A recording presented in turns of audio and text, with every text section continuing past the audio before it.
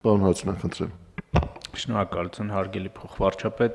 նախորդիվ մի կարևոր հարց բարձրացեցիք, որին կուզեի նաև մեր մարզպետերը եւ ՏԿ-ն ուշադրություն դարձնի։ Ուրեմն մենք երբեմն բողոքներ ենք ստանում, որ աշխատողներին գումարներ չի վճարվում, որոշ տնտեսվարողների կողմից շինարարների,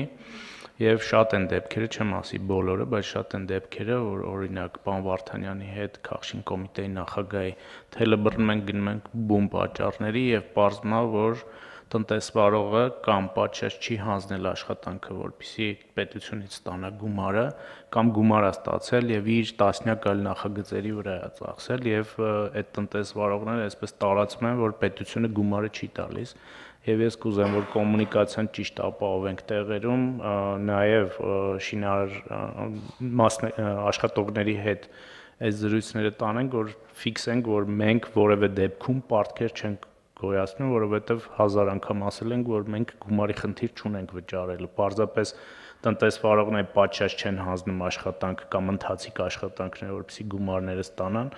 եւ կամ այդ գումարը ստանում են եւ այլ նախագծերի վրա են ծախսում եւ աշխատավարձերը չեն վճարում, այսպիսի դեպքերը քիչ չեն եւ խնդրում եմ սրա վրա ուշադրություն դարձնել, որովհետեւ այդպիսի տպավորություն են փորձում ստեղծել որոշ ամբարախիղճ տնտեսվարողներ, որ պետությունը չի վճարում այդ գումարը։ Շնորհակալություն, պարոն Հարությունյան, շատ կարևոր դիտարկում եք անում։ Մենք ամբողջ ընթացքում պարոն Խուդասյանի հետ այդ հարցին փորձում ենք ուշադիր լինել, նաև նկատի ունենալով, որ այն փաթեթները, որոնք հաստատման են հասնում, բավական երկար ճանապարհ են անցնում, առնվազն այն քննարկումների տիրույթում, որոնք վերաբերում են նախարարությանը եւ մեր միջգերատեսչական հանձնաժողովի աշխատանքին, որոնք վերաբերում են հաստատումներին, մենք փորձում ենք կազմակերպել այնպես, որ այդ տեսանկյունից ուշացումների պատճառ չլինի։ Բայց նորից այստեղ բոլորին է արդեն իմ դիմումը, որ երբ որ մենք հեշտ չի լինելու։ Տեսեք, պարոն Խուդասյանը նշեց, որ հաջորդ շաբաթվա ընթացքում պետք է եւս 10 միլիարդ դրամի հատկացումների մասին մտածենք եւ ֆինանսների նախարարության հետ դեռ պետք է աշխատենք, որովհետեւ մենք հիմա խոսում ենք լրացուցիչ հատկացումների մասին։ Եկեք հիշենք, որ պետական բյուջեով նախատեսված ֆինանսավորումը ամբողջությամբ արդեն կառավարության կողմից հատկացված եղել է